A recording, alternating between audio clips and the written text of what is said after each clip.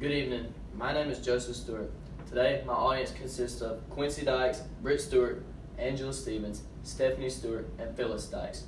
You may ask, what exactly is faith? Well, faith can be a complicated topic as it has many different meanings, but the main definition of faith is choosing to believe, whether that belief be in God, as in a religion, or just a sports team that you like. And so the basis of this speech is going to be your religious faith, your books of faith, and scientific definition of faith. And now that you know the baselines of faith, let's go a little deeper and talk about religious faith, and which is the most common place you can find religious faith is in a religion. According to author Thomas R. Kelly, faith is considered to be amazing, it is triumphant, and it is radiant. And Thomas R. Kelly is the author of A Testament of Devotion. So basically what he is saying is that with faith, with it being as great as it is, you can have eternal happiness along with immediate joy. And faith is life-changing. Now moving forward on to Book of Faith.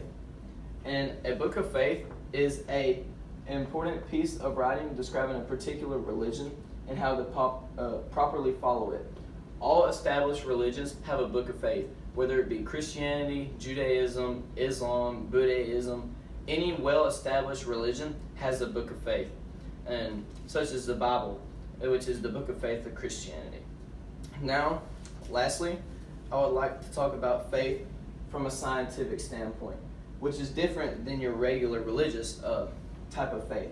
And scientific faith is based more on the outlines of trust rather than having a belief in something. So where you have your major belief in religious faith, scientific is based more on trust. And Stanley Fish, a literary theorist, says that science requires faith too before it can have reasons. So basically what he's saying there is that without faith in the field of science, how would you know whether your experiment is going to work without faith?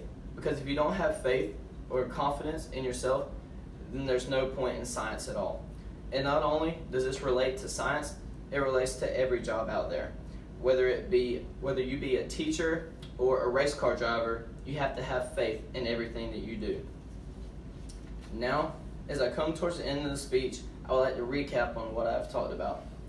So we have our religious faith, which I said is in all major religions, and it's amazing, triumphant, and radiant, which is by Thomas R. Kelly. Your book of faith, such as the Bible or Christianity, is in all well-established religions. Like I said, Judaism, Islam, Buddhism, they all have book of faith.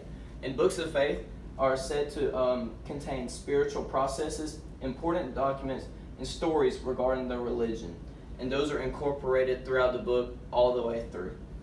And then you have your scientific faith, which is not the same as religious faith, as it is based more on trust and trusting in yourself and your process and what you're doing to make sure that your process is well complete.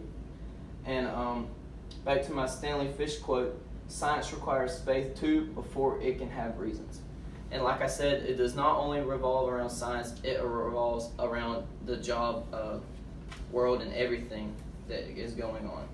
So hopefully you have learned more about faith, which I've said the different types of faith, the contents of faith, and what it's all about. Thank you and have a good day.